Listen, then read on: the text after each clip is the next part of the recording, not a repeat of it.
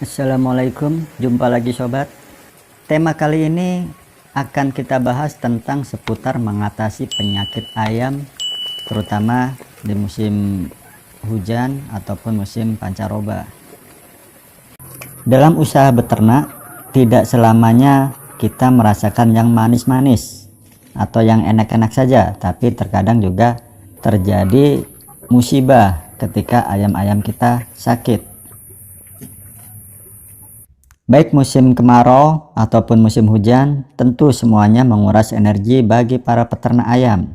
Musim kemarau, suhu udara menjadi semakin panas dan debu yang tinggi seringkali mengganggu dan mengakibatkan infeksi pernapasan ayam dan membuat head stress bagi ayam.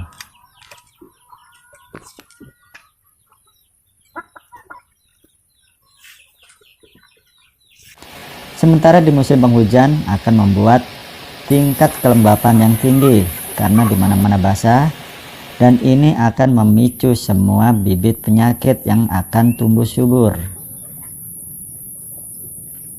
Di antara kedua musim tersebut ada masa transisi yang dikenal dengan musim pancaroba yang rentan membuat ayam-ayam tiba-tiba terserang penyakit meskipun ayam-ayam kita dalam kondisi terbaik.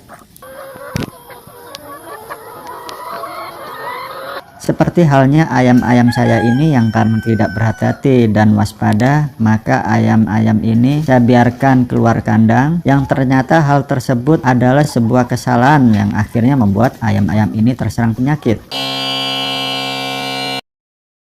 Dan kesimpulan saya kenapa ayam-ayam ini terserang penyakit ada beberapa faktor, diantaranya adalah bisa jadi karena adanya ayam-ayam liar yang sudah membawa bibit penyakit di sekitar kandang sehingga ayam-ayam ini tertular.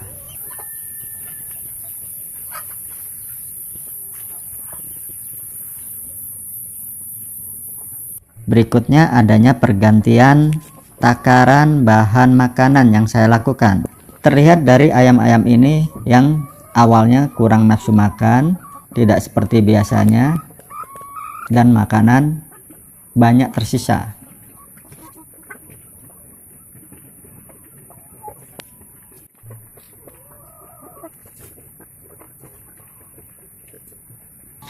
Beberapa penyakit yang menyerang adalah pertama tetelo atau ND, Newcastle disease, atau juga disebut penyakit sampar. Penyakit tetelo ini sering terjangkit di peternakan ayam dan ketika sudah menyebar maka bisa mengakibatkan kematian massal. Penyakit ini disebabkan infeksi viral oleh virus paramyxo dan menyebar dengan cepat dengan kematian massal dalam waktu 3 hingga 4 hari. Ciri-ciri ayam yang terserang penyakit tetelo ini akan terlihat lesu, nafsu makan berkurang, produksi telur menurun,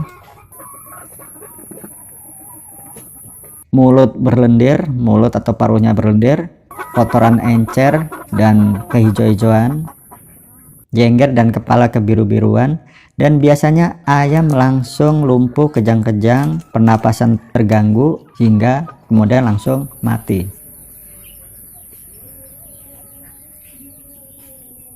Penyakit berikutnya yang menyerang ayam-ayam saya adalah snot atau coryza, disebabkan oleh bakteri Haemophilus gallinarum. Ini memang penyakit umum ketika pancaroba pergantian musim.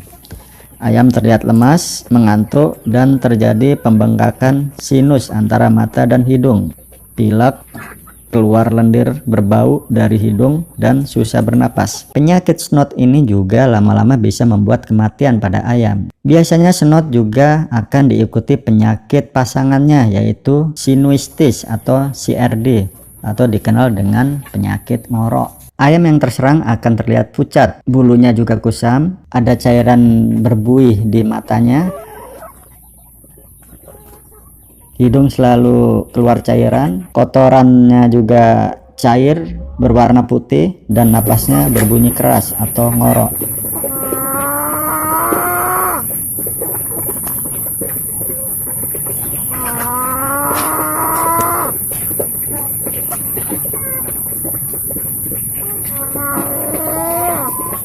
Sebenarnya dari penyakit yang menyerang ayam ini bisa dikatakan CRD kompleks karena bervariasi. Tapi Saya yakin saja ayam-ayam ini dengan pola makan semi fermented dan pola kandang semi umbaran yang sudah diterapkan, maka ayam-ayam ini akan memiliki imun dan daya tahan yang tentunya lebih kuat dan bisa segera pulih. Kemudian untuk mengatasi penyakit snot dan CRD kompleks, kita bisa berikan obat anti snot dan CRD. Silakan beli di toko-toko makanan ayam atau burung yang biasanya mereka juga menjual obat-obatan tersebut. Obatnya beragam seperti ini, ada anti snot, dan untuk CRD kompleks bisa gunakan Trimizin atau merek yang lain. Bentuknya begini. Pil, ada yang tablet, ada juga ini serbuk Trimizin berbentuk serbuk yang untuk dicampur di air minum. Ayam yang terlihat bengkak, berikan kapsul khusus snot.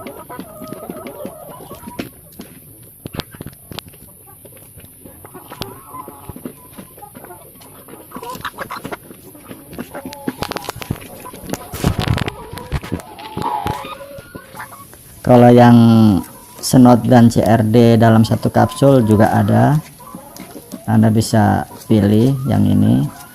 Yang harus dilakukan dalam mengatasi ayam-ayam yang sakit ini adalah untuk ayam-ayam yang sudah parah sekali langsung masukkan ke mulut atau paruh ayam, harus satu persatu tiap ayam.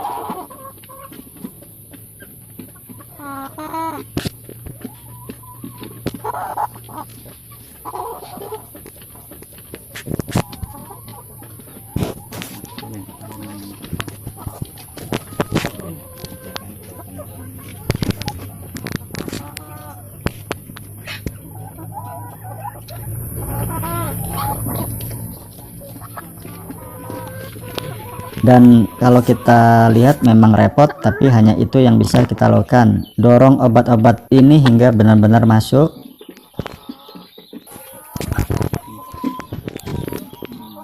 Jadi harus telaten agar ayam-ayam kita bisa kembali sehat. Kalau yang berlendir hidungnya dan ngorok, artinya itu penyakit CRD dan bisa berikan Trimizin seperti ini.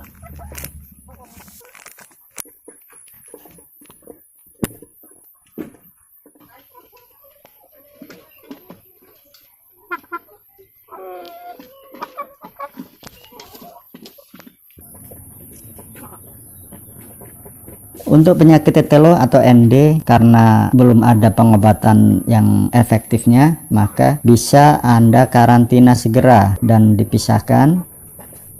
Dan kalau sudah terlanjur mati, maka segera kita kubur. Untuk ayam yang menunjukkan terjangkit gejala tetelo, bisa segera berikan Trimizin dan kapsul Habashifa, kapsul herbal.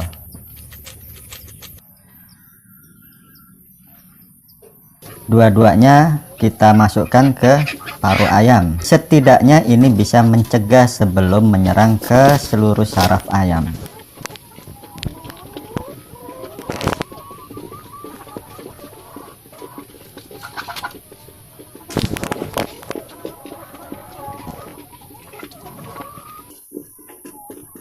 Karena penyakit ayam ini sudah menyebar ke semua kandang, walaupun dipisah tetap saja namanya wabah ya. Semua ayam terserang hingga hampir 100%.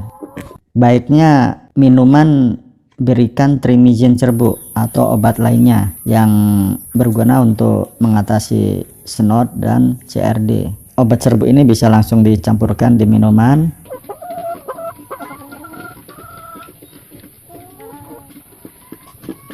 Dan kita harapkan ayam-ayam yang belum terlalu parah ketika minum obat ini bisa teratasi. Dan perlu diketahui pemberian obat ini selama 3 hingga 5 hari tergantung kondisi ayam, dan Anda bisa ikuti sesuai dosis yang tertera, dan juga jangan sampai overdosis dengan memberikan obat yang berlebihan. Setelah masa pengobatan 3 hari, maka kita lakukan pemulihan dengan pemberian minuman organik dengan Viterna Plus.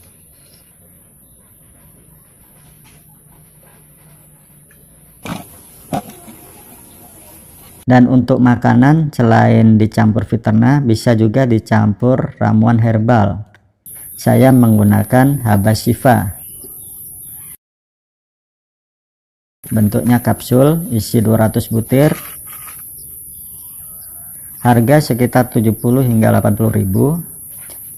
Tiap pakan kurang lebih 1 kilo bisa gunakan 1 hingga 2 butir. Kalau pakan 12 kilo kita bisa gunakan 5 hingga 10 butir. Campurkan ke pakan fermented yaitu air 3 liter ditambah gula dan E4.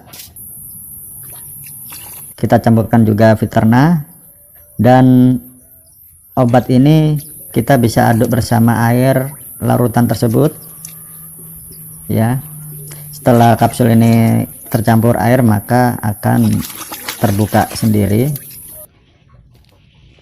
Masukkan juga BR1 2 kilo seperti ini, BR buat pakan DOC biasanya, dan konsentrat 144 merek Pokpan 2 kilo. Setelah rata bisa dicampurkan ke dedak 5 kilo dan brand Polar 3 kilo.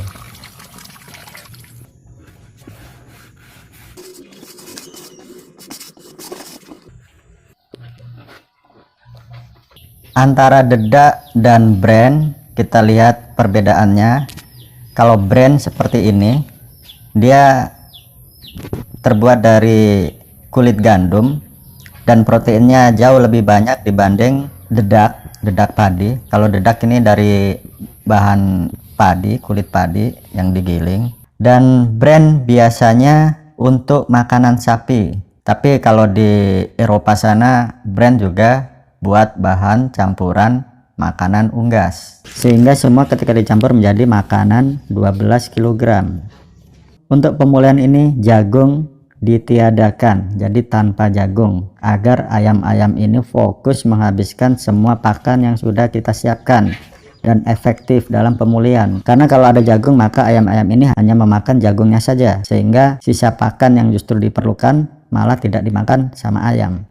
Dan alhamdulillah ayam-ayam ini pun kini sudah lahap makan dan mulai energik. Ketika kita berikan makan mereka sudah mulai ribut dan aktif kembali. Artinya ayam-ayam ini sudah dalam kondisi sehat seperti semula.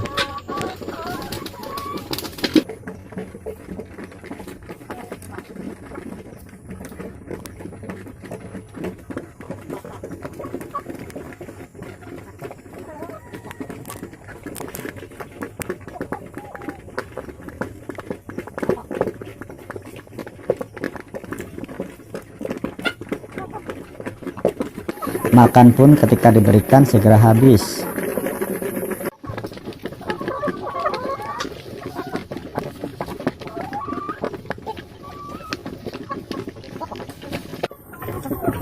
Kita lihat beberapa ayam pial-pialnya sudah mulai cerah, memerah, tidak pucat lagi.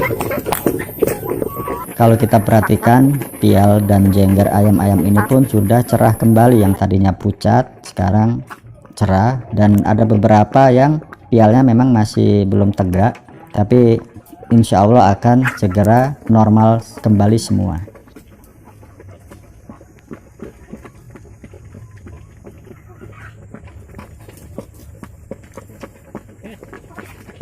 Dan ayam-ayam ini pun yang sudah mulai pulih, setelah kita cek terlihat organ bertelurnya masih normal. Ada bibit-bibit telur, artinya ayam-ayam ini masih akan bertelur produktif ke depannya, dan penyakit ini tidak sampai merusak organ-organ bertelurnya. Begini kondisi ayam-ayam kalau sudah mulai sehat. Ayam ketika sudah mulai sehat, mulai lincah, ya seperti ini. Ketika memasuki musim hujan maka pastikan air tidak ada yang masuk kandang.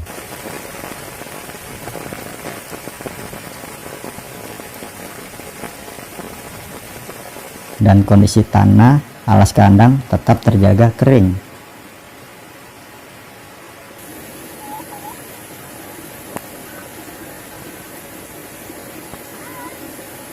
Selama hujan, plastik kandang sangat berguna sekali melindungi dari tampias air yang masuk ke kandang.